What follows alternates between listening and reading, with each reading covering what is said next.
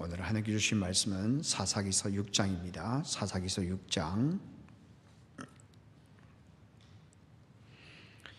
사사기서 6장 11절부터 16절까지입니다.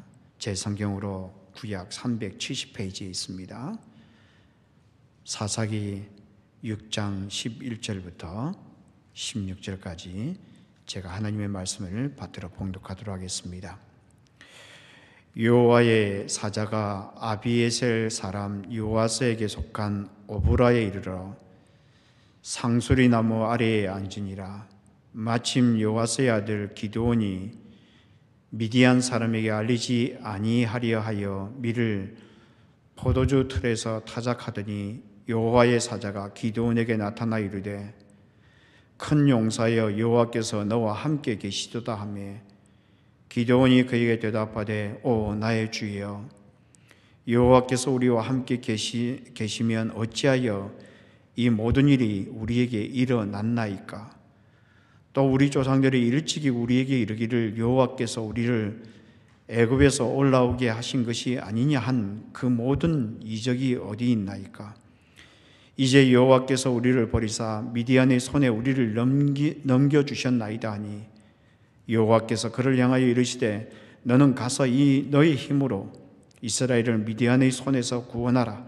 내가 너를 보낸 것이 아니냐 하시니라. 그러나 기드온이 그에게 대답하되 오 주여 내가 무엇으로 이스라엘을 구원하리까? 보소서 나의 집은 므낫세 중에 극히 약하고 나는 내 아버지 집에서 가장 작은 자니이다 하니 여호와께서 그에게 이르시되 내가 반드시 너와 함께하리니 네가 미디안 사람 치기를 한 사람을 치듯 하리라 하시니라. 아멘.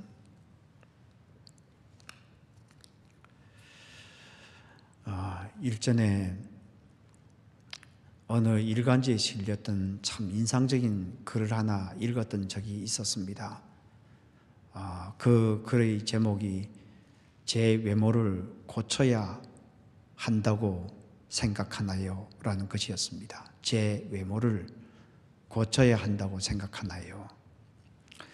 이 글에 보면 한 영국 여성을 소개하고 있는데 이 여성이 섬유 이형 성증이라는 장애를 가지고 있었다고 합니다. 섬유 이형 성증이라고 하는 것은 이 뼈 속에 섬유 조직이 있는데 그 섬유 조직이 이형, 다르게 자라간다는 것입니다. 다른 형태로 자란다, 자라간다라는 그런 뜻을 가지고 있습니다. 그러니까 이 뼈 속에 섬유 조직이 있는데 이것이 비정상적으로 이렇게 자라가게 되는 것인데 그것이 비정상적으로 자라가게 되면은 뼈도 약해지고요. 그리고 뼈가 돌출하기도 하고요. 때때로 뼈가 비대칭형으로 자라가게 되는 그런 증세가 나타나기도 한다고 합니다. 그런데 이 증세 때문인지 이 여성의 얼굴이 아주 조금 흉하게 보였다고 합니다. 이 얼굴이 네모난 형태의 그런 얼굴에다가 그리고 눈이 약간 튀어나오는 그런 모양을 가지고 있었던 거죠. 그런데 이것이 조금 흉한 것이 아니라 아주 보기 흉했던 것 같습니다. 그래서 사람들이 이 여인을 보면 얼굴을 돌려버릴 지경이었다고 합니다. 그런 얼굴 때문이었는지 한 번은 BBC 방송국에서 방영했던 그 사람의 얼굴들이라는 프로그램이 있었는데 그 프로그램에 출연하게 되었대요. 그것을 이렇게 방영을 하고 있는데 그것을 보고 있던 성형외과 전문의 중에 한 분이 방송국에 연락을 해서 이 여인에게 자기가 고쳐주겠다고 그렇게 제안을 했답니다. 그러니까 이 여인이 이렇게 대답했다고 합니다. 아니요, 저는 원하지 않습니다. 왜냐하면 그것이 제 모습이거든요. 비슷비슷한 모습의 얼굴이 많은 사람이 많은 세상에 저같이 개성 있는 얼굴도 괜찮지 않나요? 라고 그렇게 이야기를 했다고 합니다. 그 이야기를 들은 의사가 분명히 이 여성이 수술 때문에 부담을 느끼고 있구나, 망설이고 있구나 그런 생각을 하고서 이 수술이 그렇게 어렵지 않다고 계속 설득을 했대요. 그러니까 이 여성이 정색을 하면서 이렇게 대답을 했다고 합니다. 세상에 삐뚤어진 시각을 고쳐야지 왜 제 얼굴을 고치시려 하나요? 얼굴이 이상하면 마음도 이상하다고 생각하는 바로 그런 시각을 꽂혀야지요. 야, 제가 이 글을 읽는데 이분이 정말 대단한 분 같아요. 대단한 분 같아요. 얼굴이 이상하면 마음도 이상하다고 생각하는 바로 그런 시각을 꽂혀야지요. 그러니까 이 여성은 자기 얼굴이 다를 뿐이지 흉한 것이 아니다라는 것입니다. 참 생각이 너무 멋지지 않아요? 사람에게 있어서 생각은 너무너무 중요합니다. 특별히 건강한 생각을 하는 것이 너무너무 중요해요.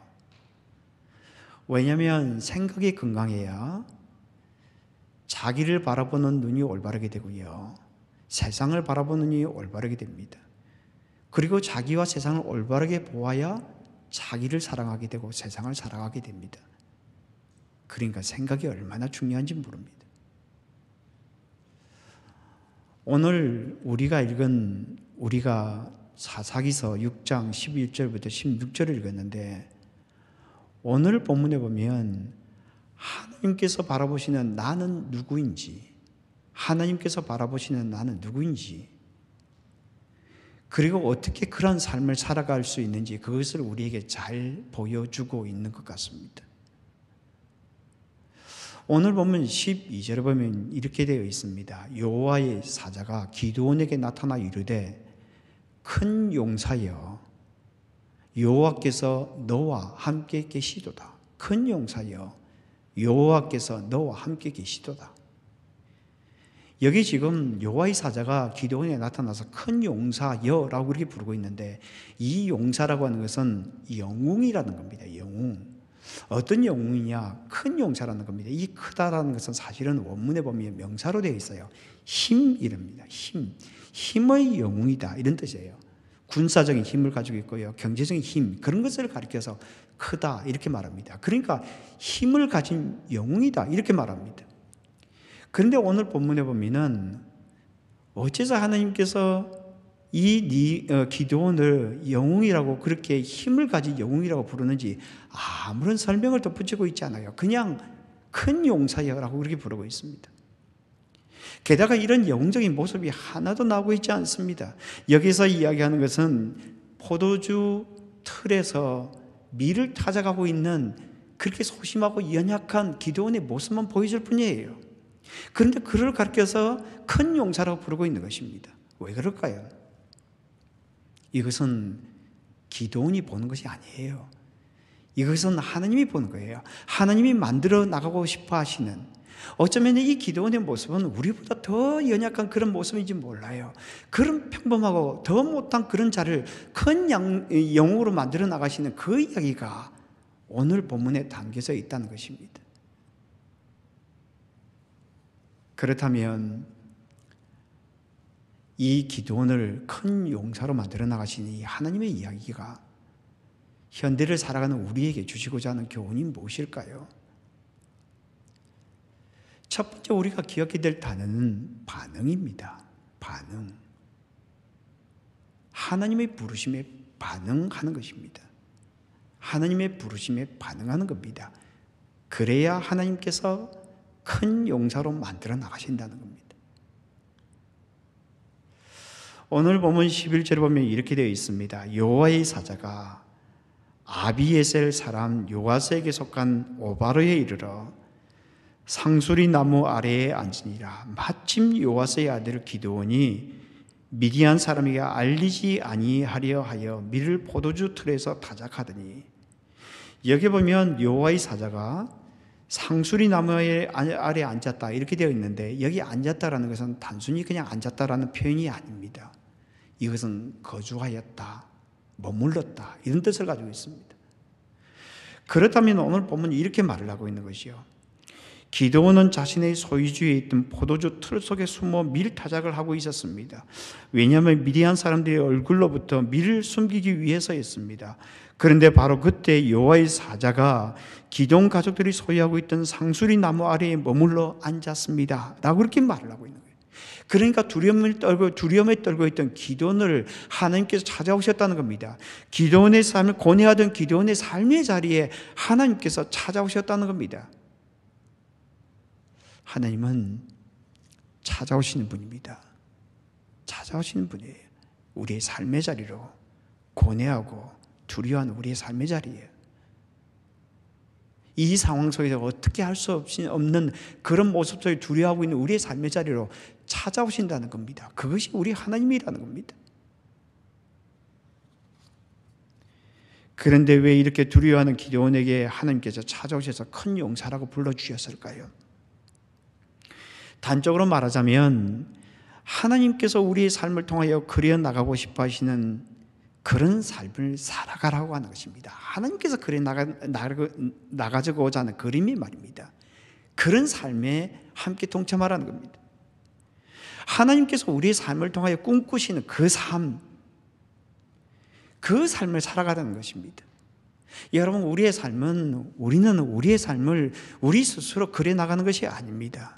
그리스도인은 우리의 삶들을 우리 스스로 그려나가는 것이 아닙니다. 그리스도는 우리 스스로 꿈을 꾸면서 살아가는 것이 아닙니다. 하나님의 꿈을 따라가는 것이고요, 하나님께서 그려나가는 그 그림을 따라 살아나가는 것입니다. 그럴 때 아름다운 삶을 살아나가는 것입니다.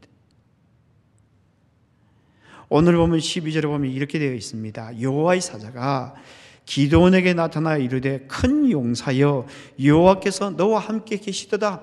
여기 지금 여호와의 사자가 나타나서 큰 용사여라고 부르면서 여호와께서 너와 함께 계시도다 이렇게 이야기합니다. 그런데 이 본문에 보면은 이 동사가 없습니다. 여호와께서 너와 함께 이렇게 되어 있습니다. 그렇다면 이것은 우리에게 두 가지를 말해주고 있습니다. 동사가 없다는 것은 두 가지를 이야기하고 있는데, 하나는 이것은 진리라는 겁니다. 이것은 사실이라는 겁니다. 하나님께서 우리와 함께 계신다는 것은 사실이다, 진리다, 영원토록 변함없는 것이다 이렇게 이야기를 하고 있는 겁니다. 또 하나는 현재를 강조하고 있는 것입니다.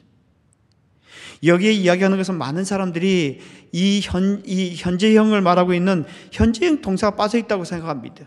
그러니까 이렇게 말을 하고 있는 겁니다. 큰 용사여 하나님께서 지금 당신과 함께 있습니다 라고 이렇게 말하고 있는 것입니다. 그러니까 이 본문이 우리에게 이야기해 주는 것은 하나님께서 기드온과 함께 있다는 것은 사실이고 진리이며 지금도 그분이 함께 하신다는 겁니다. 그리고 그분이 기드온의 삶을 이끌어 나가신다는 겁니다. 어떻게 말입니까? 큰 용사로 만들어 나가신다는 겁니다. 우리 인생은 특별히 하나님의 사람들은 하나님께서 이끌어 나가신 삶을 살아가는 겁니다. 그것이 바로 하나님의 사람이에요. 하나님께서 이끌어 나가는 삶을 살아가는 겁니다. 그러니까 하나님께서 그려 나가는 삶이 있어요. 말씀을 통하여 우리에게 보여주시는 그 그림이 있어요. 그 그림을 따라 살아나가는 겁니다. 그러다 그 후에 우리는 하나님께서 그려 나가시는 아름다운 그림, 그것을 볼 수가 있습니다. 때때로 그것이 안 보일 수가 있습니다.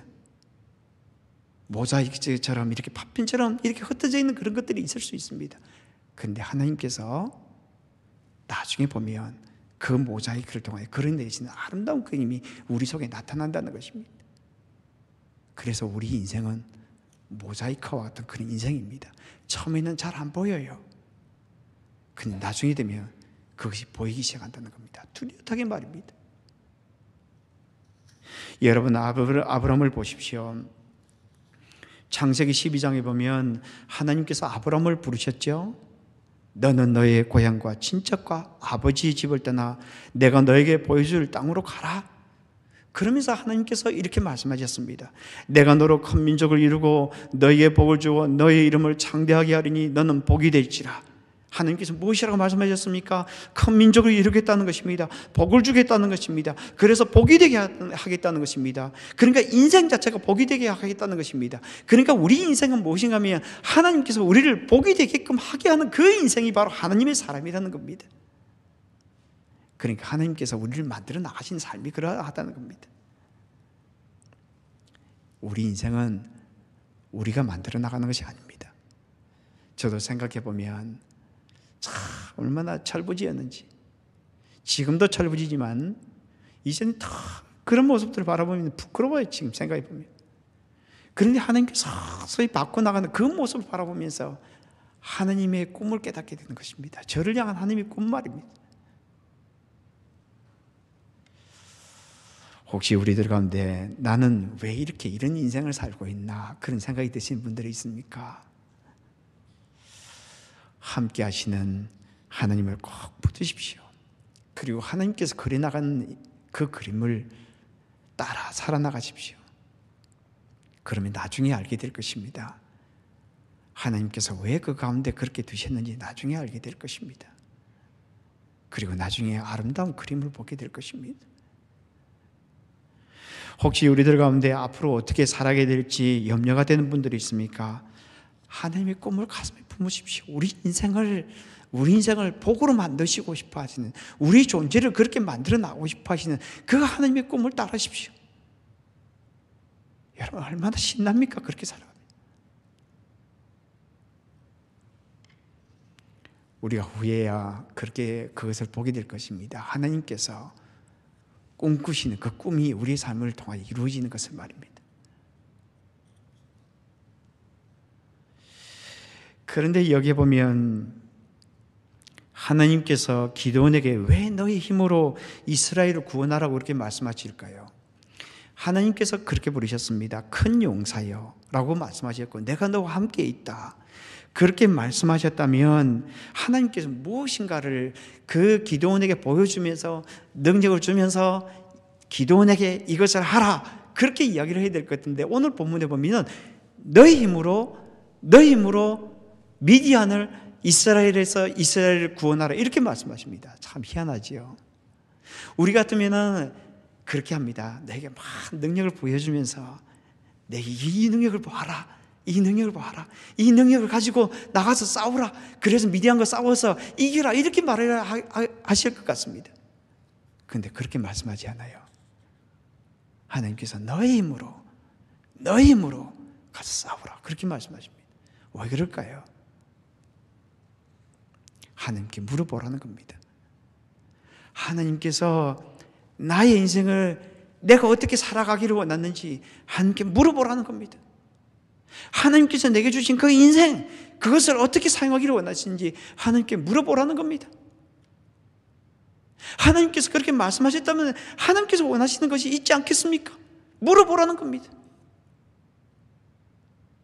그리고 그렇게 살아가라는 것입니다. 여러분 오늘 본문 13절과 14절을 보십시오. 이렇게 되어 있습니다. 기드온이 그에게 대답하되 오 나의 주여 여호와께서 우리와 함께 계시면 어찌하여 이 모든 일이 우리에게 일어났나이까? 또 우리 조상들이 일찍이 우리에게 이르기를 여호와께서 우리를 애굽에서 올라오게 하신 것이 아니냐 한 그 모든 이적이 어디 있나이까? 이제 여호와께서 우리를 버리사 미디안의 손에 우리를 넘겨주셨나이다니 여호와께서 그를 향하여 이르시되 너는 가서 이 모든 힘으로 이스라엘을 미디안의 손에서 구원하라. 내가 너로 보낸 것이 아니냐 하시니라. 여기 보면 아주 흥미로운 것이 두 가지가 나오는데요. 하나는 하나님께서 사람들의 불평에 대하여 별로 책망하지 않는다는 겁니다. 사람이 불평하게 그냥 내버려둬요. 기드온이 하나님께 항의를 하지요. 하나님, 애굽 땅에서 우리를 불러내신 분이 바로 하나님이지 않습니까? 그런데 왜 우리를 버리셨습니까? 왜 우리를 미디안의 손에 넘겨주셨습니까? 라고 그렇게 항의를 합니다. 사실 이 기도의 항의는 합당하지 않습니다. 하나님께서 이스라엘 백성들을 버린 것이 아닙니다. 이스라엘 백성들이 하나님을 버린 것입니다. 그 하나님을 버린 역사가 사사기서에 나오는 전부예요. 그런데 이 하나님은 이 기도에 항의되어 이 항의에 대해 아무런 책망을 하고 있지 않습니다. 왜냐하면 말을 해봐야 소용이 없거든요. 이미 그 앞에 오늘 11절 그 앞부분에 보면 하나님께 분명히 말씀해 주셨어요. 그렇게 말씀해 주시고 그들의 삶들 속에 그것을 보여주셨어요. 그런데도 안 듣는 것입니다. 하나님께서 우리에게 말씀해 주셨어요. 이미 수많은 것들을 말입니다. 우리는 하나님께 대하여 이런저런 이야기를 가지고 불평합니다. 그러나 하나님께서 우리에게 그렇게 말씀해 주셨어요. 그런데 우리는 안 듣는 겁니다. 또 하나 여기에서 하나님께서 원하시는 것은 기드온에게 하나님은 반응을 느끼를 원하신다는 겁니다. 불평하는 그 기드온에게 하나님께서 이렇게 말씀하십니다. 너는 가서 너의 힘으로 이스라엘을 미디안의 손에서 구원하라. 너는 가서 너의 힘으로 이스라엘을 미디안의 손에서 구원하라. 기드온에게 그런 생각이 들 것입니다. 하나님, 저에게 무슨 힘이 있습니까? 저에게 무슨 능력이 있습니까? 그런데 하나님께서 그렇게 말씀하십니다. 너의 힘으로 이스라엘을 미디안의 손에서 구원하라. 그러니까 하나님께서 이 기드온에게 이런 질문을 듣기를 원하셨던 것 같습니다. 하나님, 저에게 저의 힘으로 구원하기를 원하신다고 그렇게 말씀하셨는데 제게 있는 것을, 저의 인생을 어떻게 사용하기를 원하십니까? 라고 하는 것을 듣기를 원하셨던 것 같습니다. 신앙은 반응입니다. 신앙은 반응입니다. 하나님에 대한 반응이에요. 무엇에 대한 하나님의 반응입니까? 하나님의 부르심에 대한 반응입니다. 하나님은 그 반응을 통해 역사해 나간다는 겁니다. 하나님께 대해 반응하지 않으면 하나님 절대 역사하지 않습니다. 여러분, 신앙은 반응입니다. 여러분, 반응하는 자가 되십시오. 하나님께서 우리에게 무엇을 하기를 원하신다면 그대로 순종하십시오. 그러면 그 연약하다 하더라도, 아무런 능력이 없는 그 같아 보이도 하나님께서 그 사람을 붙들고 사용하십니다. 여러분 그것을 믿습니까? 가끔 그런 말씀을 하십니다. 내가 뭐 이거 한다고요? 내가 무슨 구역장을 한다고요? 내가 무슨 인도자가 된다고요? 여러분, 그런 말씀 하지 마십시오. 여러분, 그것은 불신앙이에요. 하나님께서 우리에게 원하시는 것은 너의 힘으로 이것을 하라고 그렇게 말씀해 주고 있어요. 하나님께서 우리에게 주신 것이 있어요. 여러분, 하나님께서 누군가 그렇게 요청한다면, 구역장이 되기를 원하신다면 그렇게 요청하면 순종하세요. 여러분, 왜 우리가 능력이 없다고 그 자리에 주저앉아 있느냐? 안 하기 때문이에요. 반응하지 않기 때문이에요. 여러분, 스스로 주저앉아 있는 그리스도인들이 얼마나 많은지 몰라요. 여러분, 그렇게 하면 하나님께서 절대 쓰지 않아요. 여러분, 우리 안에 두신 능력들을 우리가 볼 수 없다는 겁니다.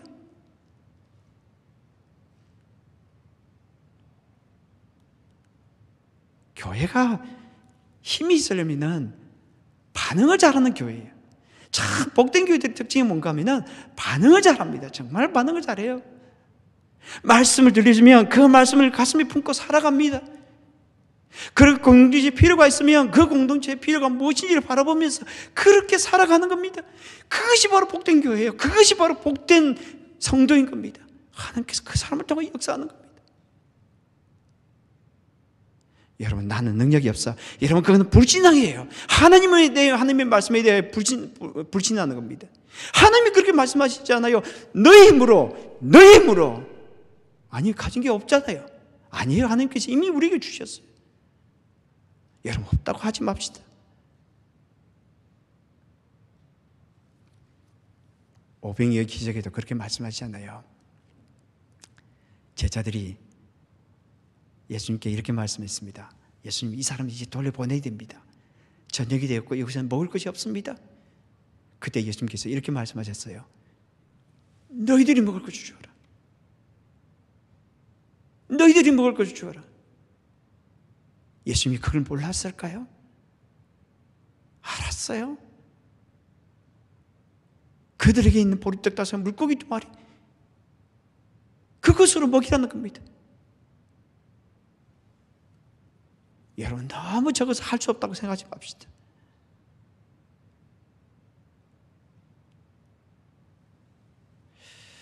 도로시아 딕스라는 여성이 있는데요, 여러분 이분에 대해 들어보셨는지 모르겠어요.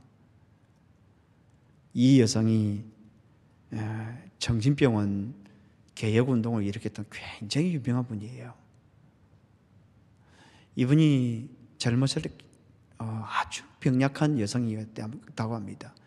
그리고 28살이 되었을 때 폐병에 걸렸고, 그리고 의사들이 이제 몇 년 못 살게 될 것이다, 그렇게 진단을 했다고 합니다. 그래서 영국에 가서 요양을 한 중에 그곳에 가서 성경을 여러 번 읽고 있었는데, 성경을 여러 번 읽고 그리고 하나님께 이렇게 물었다고 합니다. 하나님은 제가 제 인생을 어떻게 사용하기 원하십니까? 하나님은 제가 제 인생을 어떻게 사용하기를 원하십니까? 그렇게 질문을 했다고 합니다. 그리고 나서 이분이 미국으로 다시 돌아왔는데, 그때 고향으로 다시 돌아왔을 때 어떤 분이 이분에게 성경 공부를 인도해달라고 요청했다고 합니다. 죄수들에게 성경 공부를 인도해달라고 했대요. 그래서 성경 공부를 인도하고 있는데 그 교도소 안에서 성경 공부를 인도하고 있는데 그때 비명소리가 막 들리더랍니다. 그래서 무슨 소리냐고 그렇게 공부 같이 하고 있는 죄수들이 물었더니 뒤에 이 정신병자들이 있는데 저들 입에 재갈을 먹여야 됩니다. 그렇게 이야기를 했다고 합니다. 그래서 간수에게 좀 그 사람들을 보기로 원했다고 합니다. 거절했대요. 그래도 끈질기게 요청했다고 합니다. 그래서 가서 보았더니 여성 한 젊은 여성과 나이가 아주 많은 두 분이 이렇게 차가운 바닥에 있는데 옷도 제대로 입지 못하고요. 그곳에서 막 벌벌 떨며 있더랍니다. 그러면서 이렇게 요청하더래요. 선생님 제발 저희를 좀 도와주세요. 그러더랍니다. 그래서 이분이 그 다음날 옷과 여러 담요를 가지고 가서 그분들에게 주면서 교도소에 요청했대요. 난로를 하나 구해달라고. 그랬더니 이렇게 말을 했다고 합니다. 저들은 대접을 받을 자격이 없는 인간 쓰레기일 뿐입니다. 이렇게 말하더랍니다. 인간 쓰레기일 뿐입니다 라고 그렇게 말하더랍니다. 너무 충격을 받았대요. 그래서 다른 곳은 어떤가 조사를 하기 시작했답니다. 다른 것도 똑같더랍니다. 아무도 관심을 가지고 있지 않더랍니다. 그래서 이분이 그때부터 이분들에 관심을 가져야 되겠다 그런 결심을 하고서 자료도 수집하고요. 그리고 국회에 가서 그들의 실상을 계속 알렸다고 합니다. 그래서 새로운 법을 만들었고요. 그래서 정신병을 위한 병원이 그분 때문에 세워졌다고 합니다. 도로시아 딕스 말입니다. 이 여성이 이렇게 물은 겁니다. 주님, 제 인생을 어떻게 사용하기를 원하십니까?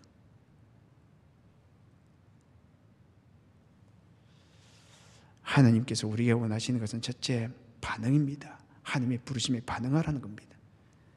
그래야 하나님께서 우리를 큰 용사로 만들어 나가신다는 겁니다. 둘째로 우리가 기억해야 될 단어는 동행입니다. 함께 하시는 하나님과 동행하며 살아가라는 것입니다. 그럴 때 하나님께서 우리를 큰 용사로 만들어 나가신다는 겁니다.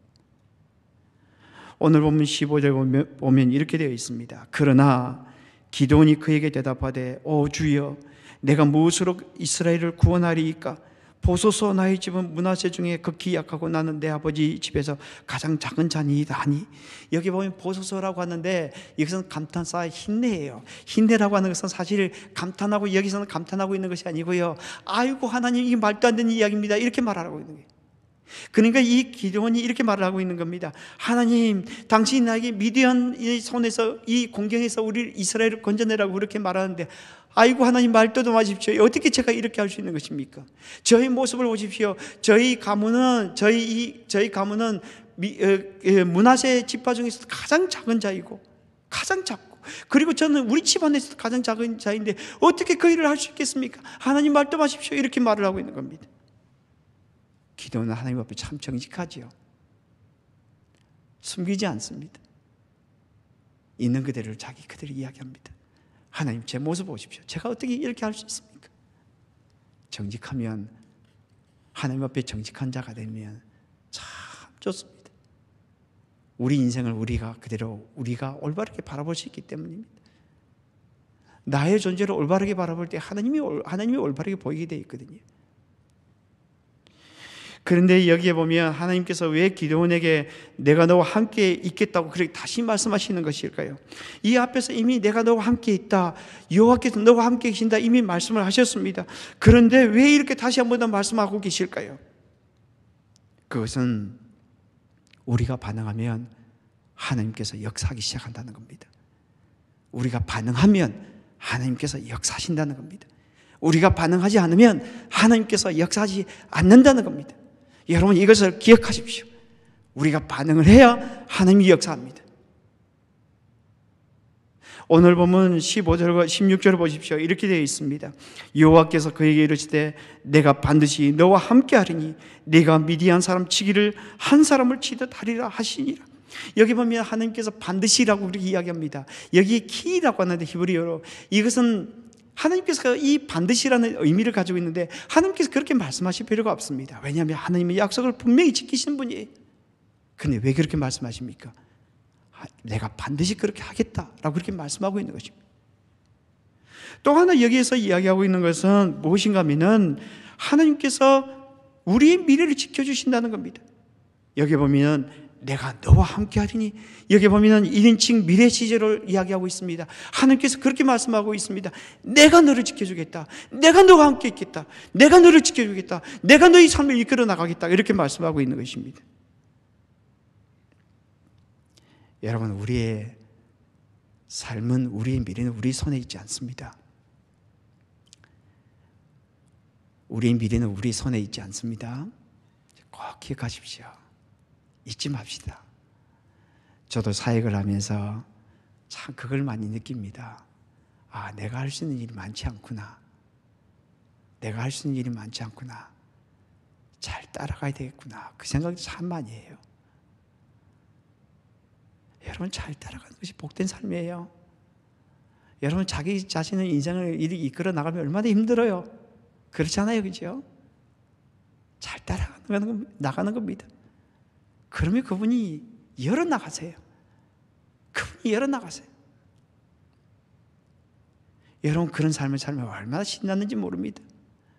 전 교회를 섬기면서 그것을 딱 깨달았습니다. 아, 교회는 내가 이끌어 나가는 것이 아니구나. 잘 따라가 나가는 것이구나. 여러분, 우리의 삶이 그러하지 않습니까?